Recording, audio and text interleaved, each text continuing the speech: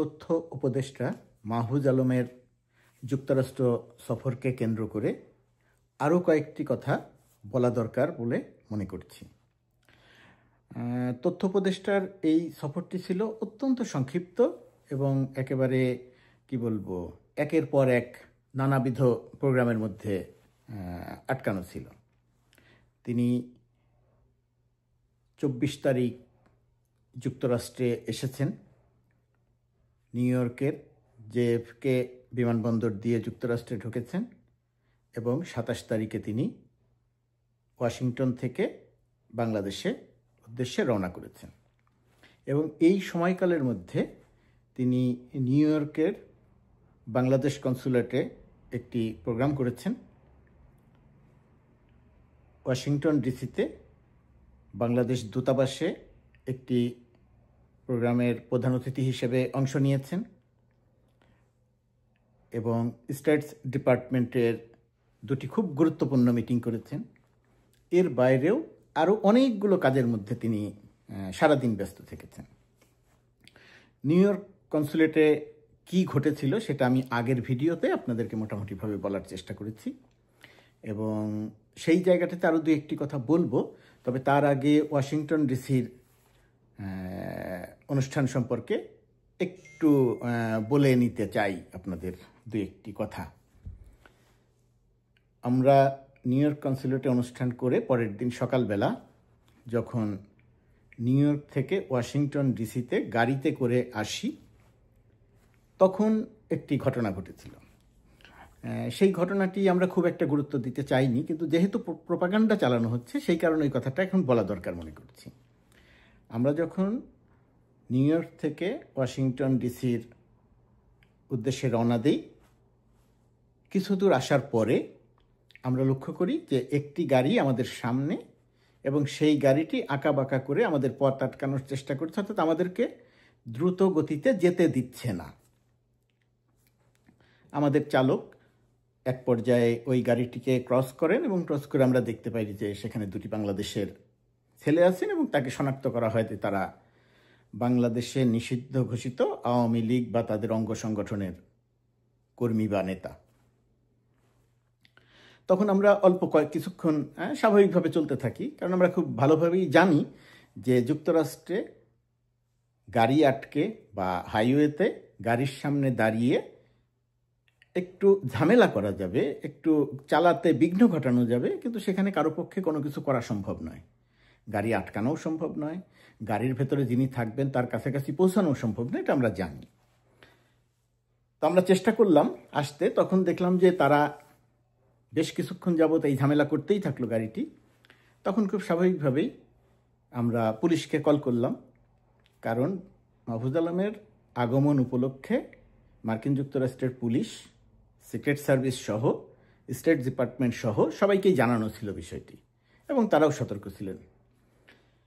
তো আমরা যখন জানালাম, তো জানানোর কিছুক্ষণের মধ্যেই স্টেট সার্ভিস লেখা থাকে কালো রঙের গাড়ি চলে আসলো এবং ওই কালো রঙের গাড়ি, আমাদের গাড়িও যাচ্ছে, ওই কালো রঙের গাড়িটি চলে আসলো এবং কালো রঙের গাড়িটি দেখে যে গাড়িটি আমাদের সামনে ছিল, তো সেই গাড়িটিকে আমরা লক্ষ্য করলাম যে ওই কালো রঙের গাড়িটি সামনে এগিয়ে গেল এবং ওই গাড়িটিকে পালিয়ে যাওয়ার সুযোগ দেওয়া হলো।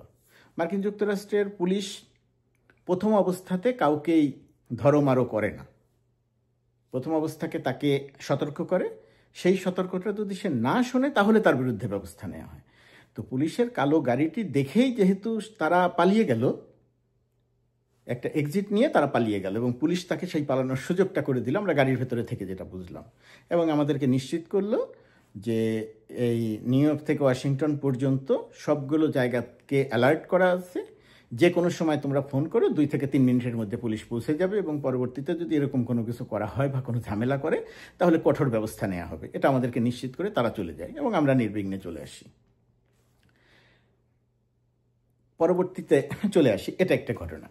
ওয়াশিংটন ডিসিতে আমরা খুবই চমৎকারভাবে একটি প্রোগ্রাম করি, সেখানে কংগ্রেসম্যান, সিনেট সদস্য, স্টেট ডিপার্টমেন্টের গুরুত্বপূর্ণ কর্মকর্তা, প্রবাসী বাংলাদেশিরা সহ অন্যান্য দেশের কূটনীতিকরা আমাদের সেই প্রোগ্রামে অংশগ্রহণ করেন এবং সেখানে প্রবাসীরা ছিলেন এবং জুলাই অগাস্ট গণঅভ্যুত্থানের বিপ্লবের যারা যুক্তরাষ্ট্রে থেকে আন্দোলন করেছিলেন, সংগ্রাম করেছিলেন, যে সমস্ত শিক্ষার্থীরা, তাদেরও অনেকে ছিলেন, সবাই নয়, তবে তাদেরও অনেকে ছিলেন অনুষ্ঠানে। খুবই চমৎকার একটি অনুষ্ঠান হয়েছে ওয়াশিংটন ডিসির বাংলাদেশ দূতাবাসে। সেখানে একটা ভিডিও প্রদর্শন করা হয়েছে, ভিডিও বলতে ডকুমেন্টারি প্রদর্শন করা হয়েছে, শ্রাবণ বিদ্রোহ, সেটা সবাই দেখেছেন। বিদেশিরা প্রশ্ন করেছেন, জানতে চেয়েছেন, আরও মাহফুজ আলম উত্তর দিয়েছেন, তিনি বক্তৃতা করেছেন, চমৎকার, সব কিছু মিলিয়ে একটা চমৎকার অনুষ্ঠান হয়েছে। আর যেটা বলছিলাম যে মাহফুজ আলম একদিন, শুধুমাত্র 26 তারিখ একটি দিন তিনি ওয়াশিংটন ডিসিতে ছিলেন। সেই একটি দিনে 25 তারিখ এসে 25 তারিখ তার একটি ডিনার ছিল, একটা ঘরোয়া ডিনার। 26 তারিখ ছিলেন, 26 তারিখ তিনি সকাল থেকে অনেকগুলো কাজ করেছেন। এর মধ্যে স্টেট ডিপার্টমেন্টে বাংলাদেশ সংক্রান্ত খুবই গুরুত্বপূর্ণ 2 জন ব্যক্তিত্বের সঙ্গে তিনি মিটিং করেছেন, এবং সেই মিটিংয়ে বাংলাদেশের রাজনীতি, আগামী নির্বাচন, শিক্ষার্থীদের আন্দোলন, বহুবিধ বিষয় নিয়ে আলোচনা হয়েছে। মাহফুজ আলম নিজে জানতে চেয়েছেন, তারা জানতে চেয়েছেন, বাংলাদেশ বিষয়ে তারা কি ভাবছেন সেটা জানতে চেয়েছেন, বাংলাদেশ বিশেষের যে আন্তর্জাতিক রাজনীতি, আঞ্চলিক রাজনীতি, সেই বিষয়গুলো নিয়ে কথা হয়েছে। তথ্য উপদেষ্টা তার ভিউ বলেছেন, আর যারা এখানে আলোচনা হয়েছে তারা তাদের ভিউ বলেছেন। এটা খুবই গুরুত্বপূর্ণ আলোচনা হয়েছে।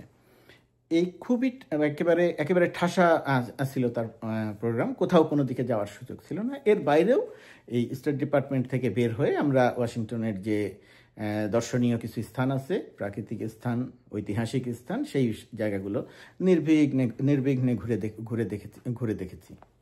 কোথাও গাড়িতে ঘুরে দেখেছি, ফেরার পথে অল্প একটু সময়, হয়তো আধা ঘন্টা 40 মিনিট, তার বেশি সময় ছিল না, কারণ সন্ধ্যায় আবার আরেকটা প্রোগ্রাম ছিল, এবং নির্বিঘ্নে তিনি চলে গেছেন।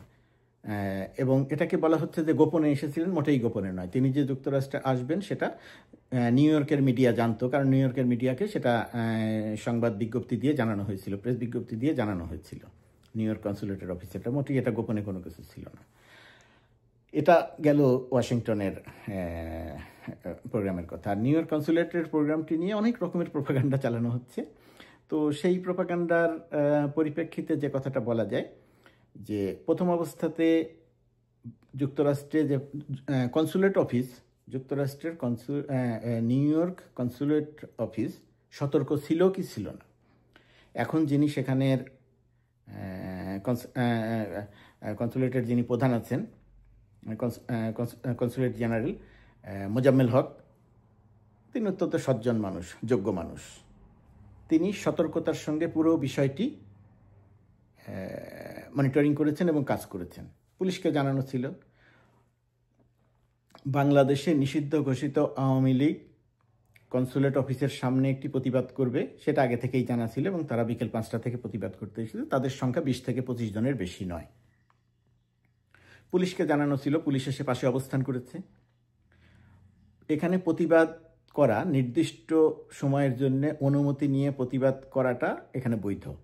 বাংলাদেশে এই সংগঠনটির কার্যক্রম নিষিদ্ধ হলেও এখানে তারা কার্যক্রমটি করতে পেরেছে পুলিশের অনুমতি নিয়ে। কিন্তু পুলিশ তাদের ব্যাপারে সতর্ক হয়েছে এবং তাদেরকে বাধা দিয়েছে যখন তারা কনসুলেট অফিসের দরজা ভাঙচুর করেছে, গ্লাসের দরজা ভাঙচুর করেছে, যেটা আপনারা ছবিতে দেখেছেন। এবং তারা যখন এই ভাঙচুরগুলো করতে থাকে, ভেতরে আমরা ঢুকেছি, এবং ঢুকেছি বলা হচ্ছে গোপন দরজা দিয়ে, মোটেই গোপন দরজা নয়। কনসুলেট অফিসের 2টি দরজা, 2টি গেট, একটি প্রধান গেট আর একটি পার্কিংয়ের গেট। অধিকাংশ সময়ে আমরা সেখানে পার্কিংয়ের সরাসরি গাড়ি নিয়ে পার্কিংয়েই চলে যাই, এবং পার্কিং থেকে নেমে, পার্কিং থেকে সেখান থেকে লিফটে উপরে উঠি। এটা মোটেই গোপন কোনো কিছু নয়। তারা কনসুলেটের মূল অফিসের সামনে ছিল, মূল গেটের সামনে ছিল। আমরা পাশের গেট দিয়ে ভিতরে ঢুকেছি, লিফট দিয়ে উপরে উঠেছি। তারা তখন বাইরে থেকে গালাগালি করেছে, আমরা খুব নির্বিঘ্নে অনুষ্ঠান করেছি। তারা বাইরে গালাগালি করেছে, সেই গালাগালি ভেতর পর্যন্ত পৌঁছায়নি। মাহফুজ আলম নামতে চেয়েছিলেন, তখন তাকে দৌড়ানি দেওয়া হয়েছে। এগুলো একেবারে গল্প গুজব। মাহফুজ আলম কখনোই নামতে চান নাই।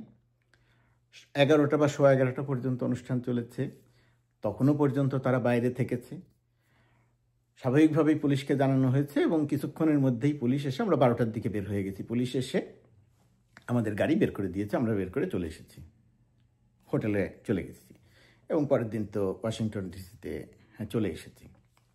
এখন প্রশ্ন হচ্ছে, অনেকেই যেটা জানতে চেয়েছেন যে দূতাবাসের পক্ষ থেকে এবং কনসুলেট অফিসের পক্ষ থেকে কি ব্যবস্থা নেওয়া হচ্ছে।